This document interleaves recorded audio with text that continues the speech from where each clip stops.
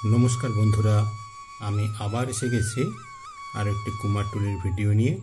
আগের দুটি ভিডিও আপনারা নিশ্চয়ই খুব সুন্দরভাবে এনজয় করেছেন। আশা করি এই ভিডিওটা আপনাদের খুব ভালো লাগবে। মাটি খুঁড়ে পাওয়া প্রত্নতাত্ত্বিক নিদর্শন থেকে অনুমান করা হয় যে বাংলায় মূর্তি পূজার প্রচলন বহুদিনের, কিন্তু তার সেসব মূর্তি ছিল পাথরের।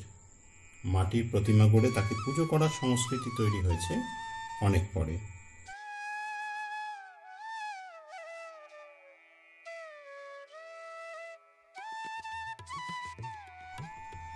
শ্রাবণ চৌধুরী বাড়ির পুজোকে সূচনা ধরলে কলকাতা শহরের দুর্গাপুজোর ইতিহাস বড়জোর 400 বছরের। আর এই শহরের প্রধানতম মূর্তি নির্মাণ কারখানা কুমোরটুলির ইতিহাস বোধ হয় তার খুব কাছাকাছি। পুরনো অধিবাসীদের কথা জানা যায় 20 শতকের গোড়ার দিকেও নাকি এখানে কিছু মাটির হাঁড়ি কলসি নির্মাতার দেখা পাওয়া যেত। প্রথমে হাঁড়ি কলসি, তারপরে ঘর সাজাবার পুতুল, এবং একটা সময়ের পরে যখন দুর্গাপুজো ক্রমে আম জনতার উৎসবে পরিণত হয় তখন থেকেই ছোট্ট সেই কুমোর পাড়া রূপান্তরিত হয়ে উঠতে প্রতিমা নির্মাণের প্রধানতম কেন্দ্র হিসাবে পরিগণিত হতে থাকে। ভাগ্যান্বেষণে বাংলার নদিয়া জেলা বিশেষত কৃষ্ণনগর থেকে কিছু পুতুলের কারিগরও এসে এই বসতি করেছেন কুমোরটুলিতে। একদিকে হাঁড়িকুড়ি আর তার পাশাপাশি মাটির খেলনা পুতুল মিলেমিশে বেশ চলছিল। দিন বদলের ফলে বাজারে যখন কাঁসা পিতলের বাসন আসতে শুরু করলো তখন সমস্যায় পড়লেন ওইসব কুমোরেরা।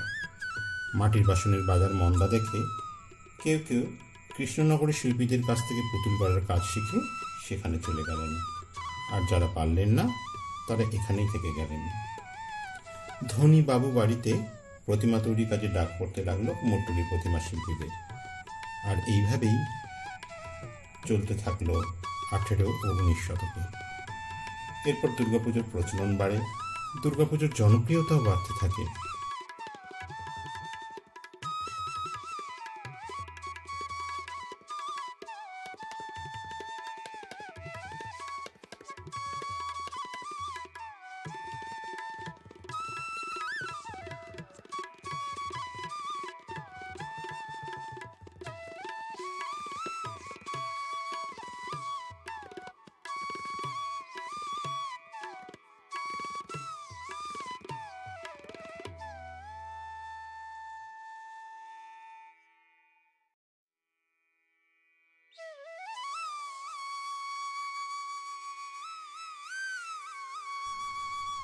উনিশশো 1940-এ কুমোরটুলির সর্বজনীনের প্রতিমা গড়তে গিয়ে সাবেক প্রথা ভেঙে এক চালার ঘরানা থেকে বেরিয়ে এসে দুর্গা, লক্ষ্মী, সরস্বতী, কার্তিক, গণেশকে আলাদা করে ফেলা হয়।